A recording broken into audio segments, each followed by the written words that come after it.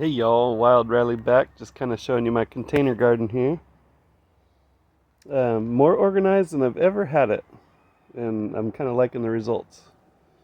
So again, here's the cloning containers here. Damp potting soil, I got three, three containers of Pinot Noir and four of pomegranate, and then a mixed one on the very end. And then some jade plant and stuff way over there. And kind of alternating tall versus short. So kind of right over here, we got radishes growing. Radishes, then strawberries, then tomatoes, more strawberries, then green zucchini and cilantro in the little pockets here. And then trailatiers over here. And what I like about the system is if I get a crabgrass or some kind of nasty invasion, like I get out in the yard, I could just dump the soil out and start fresh. And I'll probably just take it around some fruit tree and dump it out there, and it'll be totally fertile soil, nice composted soil. My dad came by and collected a bunch of earthworms, and so he introduced earthworms, because this soil came from granite rock in a big kind of green waste facility. So what we did was just bought a truckload for 40 bucks, and it's a square yard for 40 bucks. The tubs are 10 to 12 bucks a piece, and there's 27 in here. This is going to be a little dwarf corn stalk right here that makes little 3 and 4 inch ears, little tiny ears of sweet corn. And it's an heirloom, so we're going to save some of the corn seeds and get it started again. Kind of a long-term, slow-growing thing. Radishes are a little bit faster. Yeah, for 270 bucks plus, let's say, another 120 bucks, we got this whole setup going. And then, of course, I bought a little bit of that Kellogg's organic fertilizer and kind of mixed it into the surface. More trailatiers here. And we planted parsley right down the middle of the row. These zucchinis are like a Middle Eastern kind of nutty flavored zucchini, kind of a light green with stripes. We can give that a try. And then some of the more long-term stuff like onions are going to kind of be back here, and where it's a little bit warmer, but kind of in the corner. And then the leafy greens kind of up here where we can harvest them on a regular. Some tomatoes over here in a sunny spot, a few citrus clones, and then a little bit of cactus. So some more Pinot Noir clones in the basket there. Clones of the clones. So here we got these Pinot Noir. And then so I'll clone the sticks with a few buds going up, and then if those buds are active, I'm going to kind of select one of the lower buds and go with that one. And then if there's any below, like down here, that are starting to grow, I'll just like pick them off. But so the trimmings up here, if it's like 3 segments and they're all starting, I'll take and put them into something like that. And then we'll see if they take. Likely we'll get maybe a half to 2/3 of them.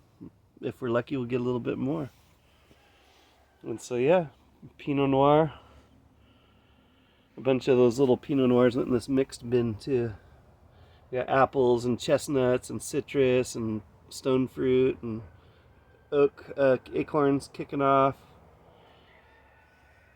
And a little bit of mullen here. But yeah, this is the greenhouse. Update. It's more like a high tunnel now because the plastic doesn't come all the way down to the ground. So it gets nice and warm in here, but it can't get too hot because it starts sucking in cool air from the bottom. And so it ventilates kind of in between these tubs here. And cool air kind of drafts in through these little portholes And so it's actually very comfortable in the daytime with the sun to just kind of sit here and plan things, meditate, baby all these little plants, and watch all these clones start to leaf out. That's a lot of pomegranates, dude. So yeah, just using your knowledge, intellect, a little bit of resource as you can afford it to create a Garden of Eden. This greenhouse originally was like an Amazon special. It's like $300 and something odd dollars, bought back in like 2020. And then just used it mainly as a cloning house, which I'm still doing, but now it's a lot more orderly. I've learned a lot since then about how to kind of scale up. And I like this system because I have plenty of room to walk down these aisles here and kind of over here too. Although here I got some tomatoes and sunflowers and things kind of staged temporarily. But yeah, this will be kind of a little aisleway, a little lemon tree on the end. So yeah, just kind of a little update.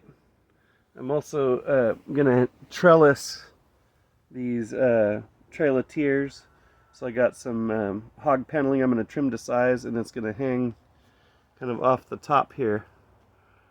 And so here these vines are going to kind of climb up, and then it's kind of like right in front of me here, and then sort of over here to the side, these vines are going to trellis up. And so I'll have this little dugout, little cubby hole where I can kind of see around both sides. But yeah, just kind of having fun with it. Get some extra irrigation tubing there. I'm going to trellis a few things, and also something to consider too. I've had this this plastic up on this greenhouse for a couple years now, and it was all grungy because there's oaks above us here, and it just had like dirt. And so I took a mop and just kind of hosed it down and kind of scrubbed all the munge off of it. And what that's going to do is it's going to add a whole lot more light into here, so these plants can grow that much better. Because it was like a big fat chemtrail. It still is, even with the plastic. It's kind of hazy. But it was like a big fat, cloud across the top with like haze and smog and everything. That's kind of what I felt like it was simulating, all that munge, that dirt that was on there. So I took that off. Oh, and then another thing that happened that was pretty cool is we finally got a harvest of these bull gourds. So that's all seeds. And these didn't turn out super robust, but I still got the seed stock, and maybe as this plant adapts to my growing style, it'll get better and better. So yeah, I'm just kind of storing that right there in the avocado tree that was kind of here before the greenhouse. Anyway, so I hope this inspires you all to get, a little something started. And get some momentum. Anyway, thanks for watching. Wild Riley out.